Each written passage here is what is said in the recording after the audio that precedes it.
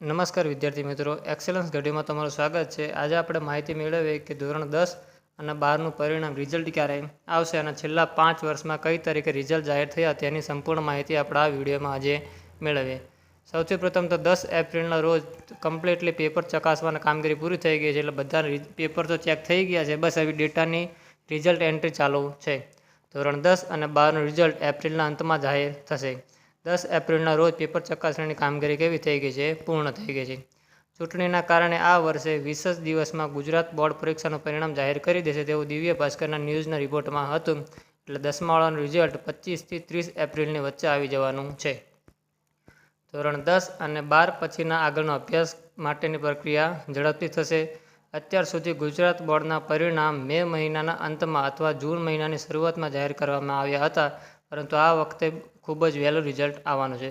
પરંતુ આ વર્ષે લોકસભા 2024ની ચૂંટણીના કારણે પરિણામ 20 જ દિવસમાં જેટલું વહેલું જાહેર કરવામાં આવશે।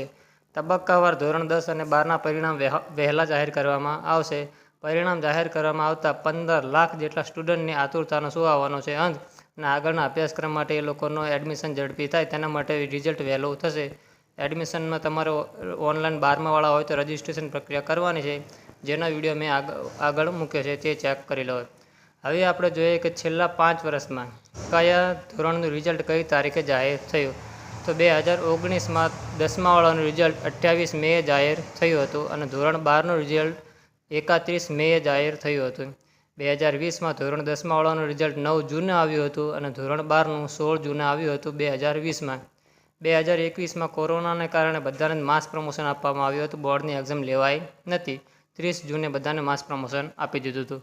2022માં ધોરણ 10નું રિઝલ્ટ 4 જૂને આવ્યું હતું, ધોરણ 12નું 6 જૂને આવ્યું હતું।